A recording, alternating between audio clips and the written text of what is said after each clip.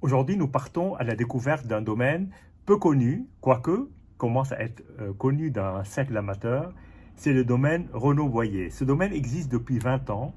Renaud-Boyer s'est installé autour du domaine familial, exploite 3 hectares du domaine sur une dizaine de cuvées. Donc vous faites le calcul, chaque cuvée, mettons en moyenne, c'est 30 arts. Ça ne fait pas beaucoup de bouteilles. Et comme il commence à être connu, il s'est installé il y a 20 ans. Et maintenant, il commence à être vraiment connu depuis quelques années et très recherché par quelques amateurs.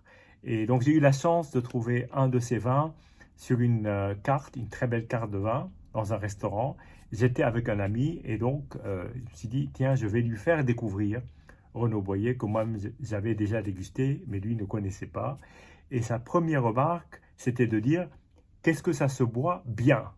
Et c'est vrai, c'est ce qu'on peut attendre d'un vin, et en l'occurrence d'un vin blanc frais, de la fraîcheur et surtout une buvabilité et un plaisir de dégustation qui fait que il n'y a aucune lourdeur, on a envie de le déguster, on a envie, voilà, toujours avec modération comme on dit, mais d'ailleurs on a été extrêmement raisonnable puisque j'ai pu partir avec la bouteille qui est à peu près au niveau de l'étiquette.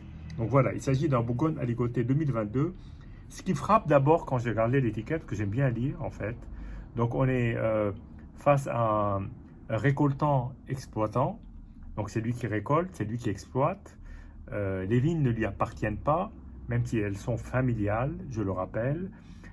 C'est un vin en bio qui a la certification. Je crois savoir que les vignes étaient déjà traitées en biodynamie, même si ce n'est pas indiqué là-dessus, qu'il souffre très peu, voire pas du tout, et ça doit être le souffle naturel, même si la bouteille doit de toute façon euh, indiquer que ça contient des sulfites, parce que sans ajouter de soufre, on peut avoir facilement du sulfite dans le vin. Voilà, donc là on est sur un Bourgogne aligoté. Le peu que je sais de cette cuvée, c'est qu'il s'agit d'un parcellaire de vignes assez anciennes. Je crois savoir qu'elles ont 80 ans, je ne peux pas vous le garantir, mais en tout cas c'est des vignes anciennes. Mais c'est étonnant d'arriver à ce degré d'alcool qui est finalement presque, en plus sur une année 2022 qui était une année ensoleillée, qui est presque inattendue. Mais bon, voilà. Alors, mon impression au moment du repas, ça a été une grande vivacité, une très belle acidité, un vin qui effectivement donne beaucoup de plaisir à boire. Et comme vous le savez, certains d'entre vous, j'aime bien déguster le vin le lendemain. Je trouve qu'il a des choses différentes, parfois plus complexes, à nous raconter. Et là, donc, je le regoute pour la première fois depuis le déjeuner d'hier. Donc, allons-y. Euh, je vais me servir.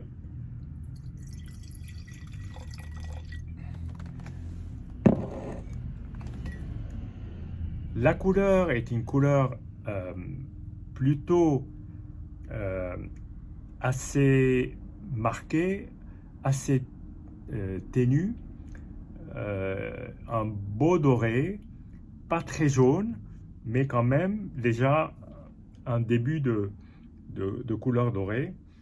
Et maintenant, place à la dégustation. Je retrouve le nez d'hier qui m'avait beaucoup frappé par sa fraîcheur,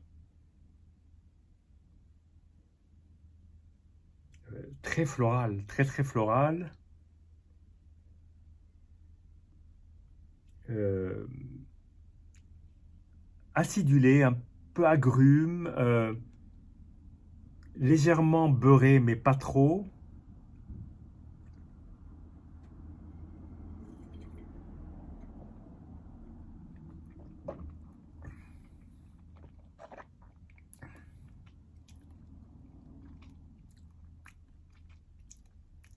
Avant de vous le commenter, j'ouvre une petite parenthèse sur le cépage aligoté, qui est un cépage souvent sous-estimé par rapport au grand chardonnay. Et pourtant, on trouve des aligotés absolument exceptionnels. On pense en particulier à la cuvée du domaine d'Auvenay ou la cuvée du domaine Leroy, qui sont deux cuvées de Bourgogne-Aligoté, surtout celle d'Auvenay sous Châtelet, qui est un parcellaire absolument superbe. On pense à d'autres domaines qui font aussi des aligotés magnifiques sur toute la côte de Nuit, mais aussi on a dans le sud de la Bourgogne, dans la côte chalonnaise, une très belle appellation, qui est d'ailleurs une appellation contrôlée, qui s'appelle Bouzeron, sur laquelle le domaine de Vilaine, donc du copropriétaire de la Romanée-Conti, réalise des cuvées qui sont aujourd'hui parmi les cuvées en vin blanc les plus intéressantes qu'on puisse trouver, en tout cas en Bourgogne, dans cette gamme de prix. Souvent l'aligoté est évidemment moins cher, à l'exception de chez Dauvenay, mais moins cher que des cuvées classiques de Chardonnay. Bon, alors évidemment, avec Renaud Boyer, il travaille non seulement l'aligoté, mais beaucoup le Chardonnay et le Pinot Noir. Il a des appellations en Saint-Romain, en rouge et blanc, en Beaune, et donc aussi en Coteaux-Bourguignon rouge. Donc un large éventail, mais aussi et surtout, parce qu'il est basé à Meursault, des cuvées en Meursault. Et c'est quelqu'un qui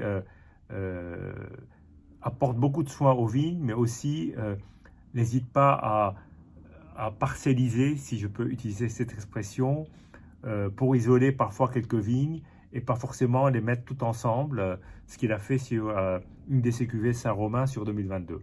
Bien, alors maintenant revenons à ce vin.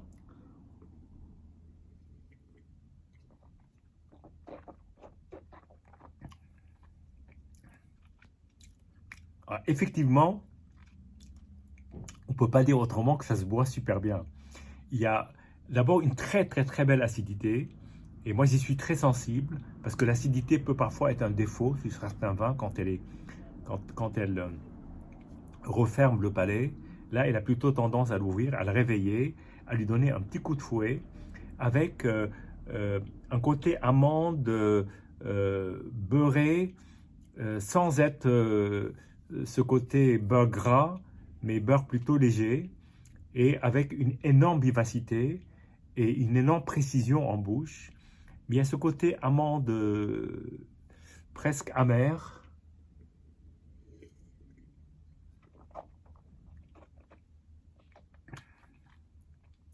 On a un grand plaisir à le déguster. C'est tout de suite, c'est très digeste, voilà, très très très digeste. Et c'est vrai qu'avec, nous étions en bord de mer, avec des fruits de mer, avec un tartare, en l'occurrence de crevettes, ensuite avec des petites sèches, avec leur encre sur une purée de pois chiches. Tout ça était absolument délicieux. Et je me suis vraiment régalé à déguster ce vin. Mais surtout, c'est vrai qu'il est très buvable, mais on a envie quand même d'essayer de profiter au maximum du moment et de ne pas aller trop vite en le buvant, si je puis dire. Donc plutôt, j'ai pris l'approche de la dégustation avec mon ami, et ce qui nous a permis d'en garder sous le coude pour le partager avec vous aujourd'hui. Et donc ce fut un grand plaisir. Continuez à suivre ce domaine. Si vous avez la chance de tomber sur une ou deux bouteilles, déjà c'est une chance, n'hésitez pas. Goûtez ces cuvées, y compris en Puligny, en Meursault, en Saint-Romain, en Coteaux-Bourguignon. Donc voilà, santé et à très bientôt.